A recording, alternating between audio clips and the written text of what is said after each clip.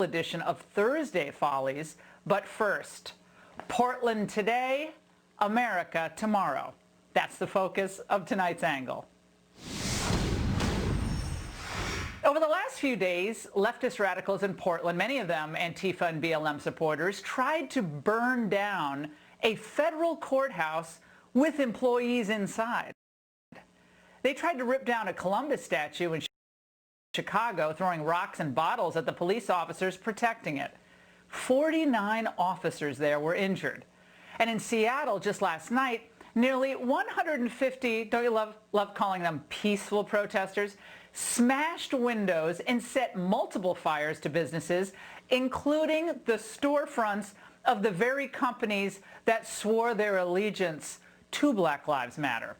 Of course, Joe Biden doesn't talk about any of this. After all, the people causing the destruction are all going to vote for him.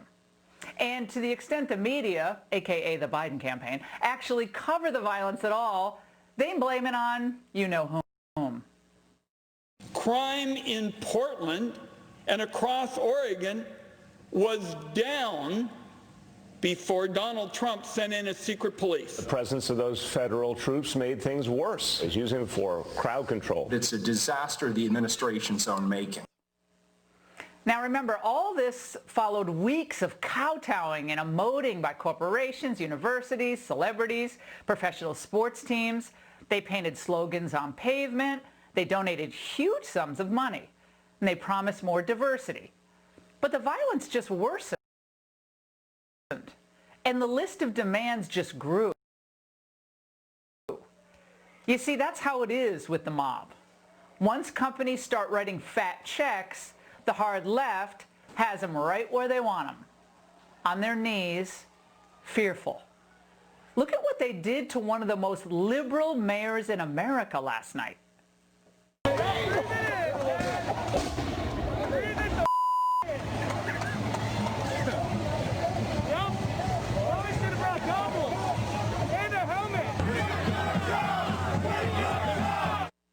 They treated that poor old Jacob Fry in Minneapolis the same way. Yes or no, will you commit to defunding Minneapolis Police Department? I do not support the full abolition.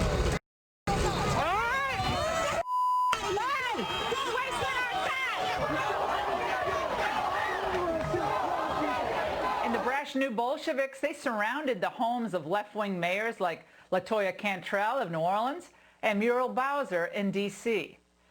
They're sending a message, well, to Republicans, yeah, but really to Democrats across America. Don't mess with us, don't get in our way, or we'll get 1,000 people to show up in your neighborhood in front of your house, or even get AOC to support your primary opponent. The radicals are emboldened by these compliant and fearful Dems, and their ambitions go way beyond urban America. Of course, I know what you're thinking. You're saying, oh, Laura, this is limited to a few pockets of the country. It's not going to affect me in the suburbs. Rural Americans are safe, Laura. We have our Second Amendment rights. We're going to be okay. Well, that's what the McCloskeys in St. Louis thought. But a corrupt, Soros-backed city attorney figured out a way to make them out to be the bad guys in this situation, charging them with a felony and making an example out of them. If you try to defend your property or your family from the violent mob, we'll put you in jail. Now, right now, it's only Democrat mayors and governors who are giving aid and comfort to the rioters. But if Biden's elected, Antifa will consider it their victory. And that means violence becomes an acceptable protest tactic and a staple of American life everywhere. Biden's DHS and DOJ will stand by and let it happen, calling it a legitimate act of expression in a country that, after all, is systemically racist.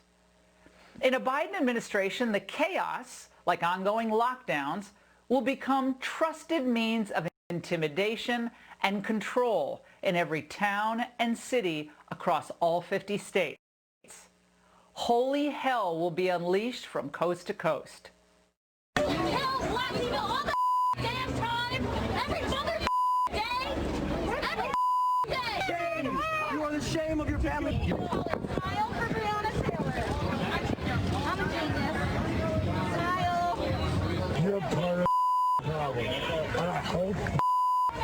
treat you the way you deserve to be treated. Now imagine how it will look when Biden's Attorney General has appointed hundreds of lawyers and prosecutors whose sole focus will be to harass Americans who exercise their constitutional rights. You know, the ones that don't agree with that movement in the streets. Well, this week, Obama himself hinted that the same race-obsessed radicals he had working for him the first time would be back in a Biden cabinet. The thing I've got confidence in, Joe, is your heart and your character and the fact that you are going to be able to reassemble the kind of government that cares about people. Reassemble? Huh. Well, that begs the question. Has anyone from Obamaland spoken out against the BLM and Antifa violence? Susan Rice? What about John Kerry? Samantha Power? Of course not. Remember, what you're seeing on the streets, that leftward lurch of the Democrat Party, is their reaction against you. It's not just that they despise Trump, sure they do, but they despise you, your patriotism, your church-going, your Judeo-Christian values, your belief in personal responsibility and a work ethic, your big families, your SUVs, your guns, all of it. Because you represent the old America that they want to destroy, root and branch. When they say systemic racism, that means the system, the culture. It has to be taken down. It has to be eradicated and replaced by one that they create in the image of AOC and the Squad, the party's true thought leaders. Yoho called me, and I quote, a bitch. It is a culture of lack of impunity, of accepting of violence and violent language against women. We're going to go in there, we're going to impeach them. We cannot stop at criminal justice system. We must begin the work of dismantling the whole system of oppression wherever we find it. This is about true reparations. So yes, I support the defund movement. Remember, when they go after the founders and Mount Rushmore, they're really going after you. If Biden wins in November, the Democrats and their rioter allies will turn their sights on you. You'll become the target for criminals, for radicals, and the cancel culture. Many of you will be investigated, demonized, and even impoverished by a government indebted to the far left. And the only thing standing between us and that scenario is the man they tried to destroy from the moment he announced his candidacy. So on Election Day, we're not voting to save Trump. He'll be fine no matter what happens. We're voting to save ourselves, our families, our kids, our churches, our schools, our whole way of life. That system that they want to destroy is our country and our home. And that's the angle. Joining me now is Charlie Kirk, founder of Turning Point USA and author of The MAGA Doctrine, and Chris Hahn, former aide to Senator Chuck Schumer, host of the Aggressive Progressive podcast. Charlie, let's start with you. Do people really think that Joe Biden will send help to these cities when the radicals try to take them over, as they will continue to do no matter what happens in November?